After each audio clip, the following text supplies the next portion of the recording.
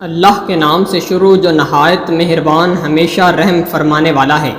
نون حروف مقطعات حقیقی معنی اللہ اور اس کا رسول صلی اللہ علیہ وآلہ وسلم ہی بہتر جانتے ہیں۔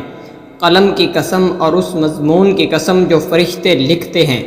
اے حبیب مکرم، آپ اپنے رب کے فضل سے ہرگز دیوانے نہیں ہیں، اور بے شک آپ کے لیے ایسا اجر ہے جو کبھی ختم نہیں ہوگا، اور بے شک آپ عظیم الشان خلق پر قائم ہیں، یعنی آداب قرآنی سے مزین اور اخلاق علیہ سے متصف ہیں۔ بس ان قریب آپ بھی دیکھ لیں گے اور وہ بھی دیکھ لیں گے کہ تم میں سے کون دیوانہ ہے۔ بے شک آپ کا رب اس شخص کو بھی خوب جانتا ہے جو اس کی راہ سے بھٹک گیا ہے، اور وہ ان کو بھی خوب جانتا ہے جو ہدایت یافتہ ہیں۔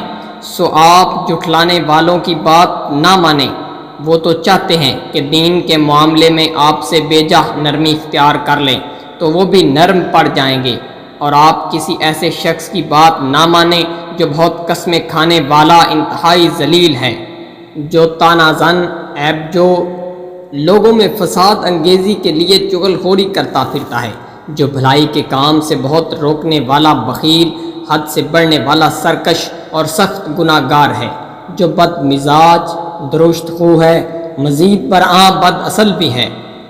اس لیے اس کی بات کو اہمیت نہ دیں کہ وہ مالدار اور صاحب اولاد ہے۔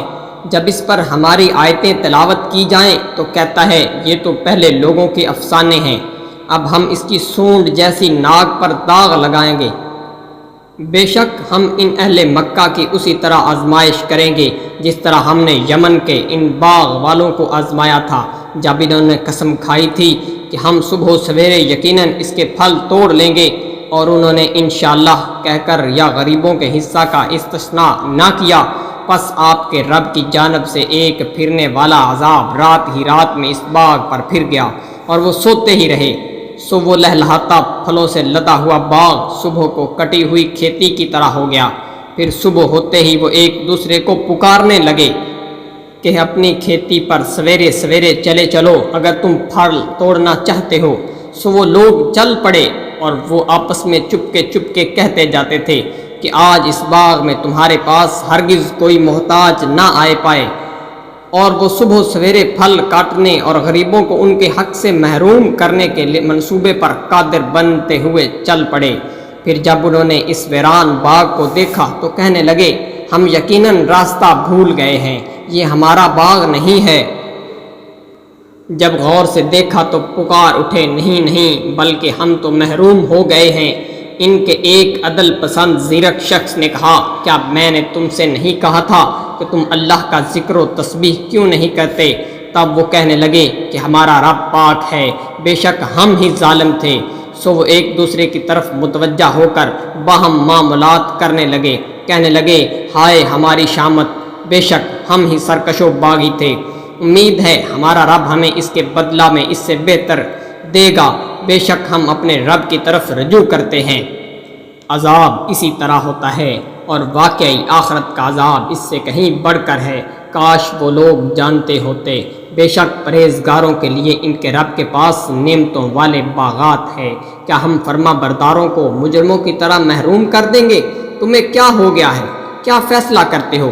کیا تمہارے پاس کوئی کتاب ہے جس میں تم یہ پڑھتے ہو کہ تمہارے لیے اس میں وہ کچھ ہے جو تم پسند کرتے ہو، یا تمہارے لیے ہمارے ذمہ کچھ ایسے پختہ عہد و پیما ہیں جو روز قیامت تک باقی رہیں، جن کے ذریعے ہم پابند ہوں کہ تمہارے لیے وہی کچھ ہوگا جس کا تم اپنے حق میں فیصلہ کرو گے۔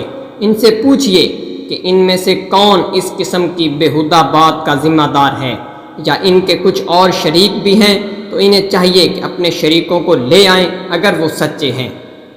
جس دن ساق یعنی احوال قیامت کی ہولناک شدت سے پردہ اٹھایا جائے گا، اور وہ نافرمان لوگ سجدہ کے لیے بلائے جائیں گے تو وہ سجدہ نہ کر سکیں گے۔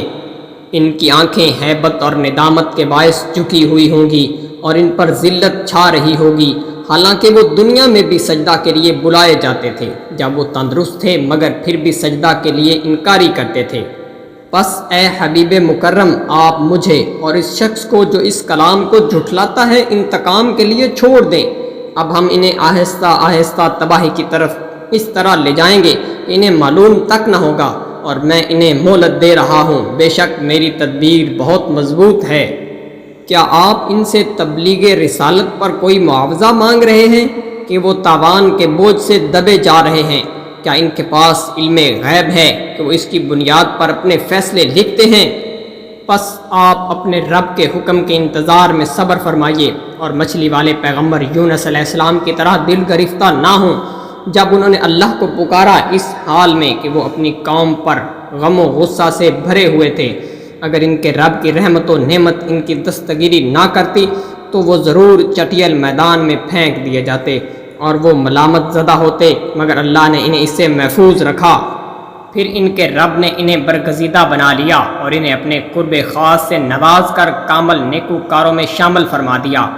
اور بے شک جب کافر لوگ قرآن سنتے ہیں تو ایسے لگتا ہے کہ آپ کو اپنی حاسدانہ بد نظروں سے نقصان پہنچانا چاہتے ہیں، اور کہتے ہیں کہ یہ تو دیوانہ ہے، اور وہ قرآن تو سارے جہانوں کے لیے نصیحت ہے۔